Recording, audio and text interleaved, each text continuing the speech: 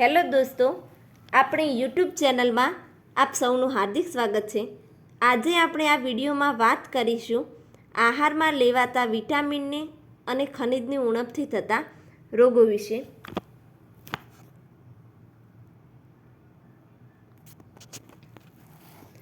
પહેલાં vitamin A જોઈશું. Vitamin એની ઉણપથી દ્રષ્ટિહીનતા એટલે કે તેનું બીજું નામ છે રતા અંધાળાપણું.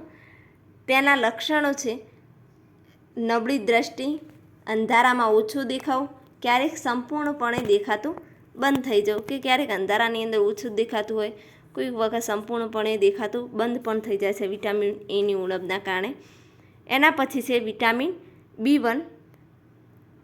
વિટામિન બી એ કોમ્પ્લેક્સ સમૂહ છે જેમાં 8 અલગ અલગ પ્રકારના વિટામિનોનો સમાવેશ થાય છે, જેમ કે B1, B2, B3, B5, B6, B7, B9 અને B12 જેવા વિટામિન સમૂહનો સમાવેશ થાય છે.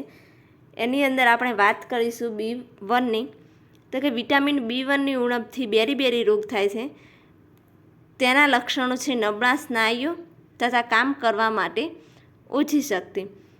એના પછી છે વિટામિન સી. વિટામિન સીની ઉણપથી સ્કર્વી રોગ થાય છે. સ્કર્વી રોગના લક્ષણો છે પેટામાંથી લોહી નીકળવું અને ઘામાં રૂઝ આવવા માટે વધુ સમય લાગે છે. કોઈ વાર કંઈ વાગે તો તેનો ઘા જલ્દીથી રૂજાતો નથી. એના પછી છે વિટામિન ડી. વિટામિન ડીની ઉણપથી રિકેટ્સ, તેનું બીજું નામ છે સુક્તાન નામનો રોગ થાય છે અને તેના લક્ષણો છે હાડકાંઓનું નાજુક બનીને વળી જવું. તેના પછી છે કેલ્શિયમ, જે ખનિજ ક્ષાર છે. તેની ઉણપથી હાડકાં અને દાંતનો કોહવાટ થાય છે. તેના લક્ષણો કે નબળા હાડકાં અને દાંતમાં સડો થવો. તેના પછી છે આયોડિન. આયોડિનની ઉણપથી ગોઈટરનું બીજું નામ છે ગલગન નામનો રોગ થાય છે અને તેની ઉણપથી ગરદનમાં આવેલ ગ્રંથિ ફૂલી જાય છે અને બાળકોમાં માનસિક મંદતા થાય છે. બાળકો જે માનસિક મંદતા થાય છે. એના પછી છે આયર્ન. આયર્નની ઉણપથી એનિમિયા એટલે કે પાંડુ રોગ થાય છે.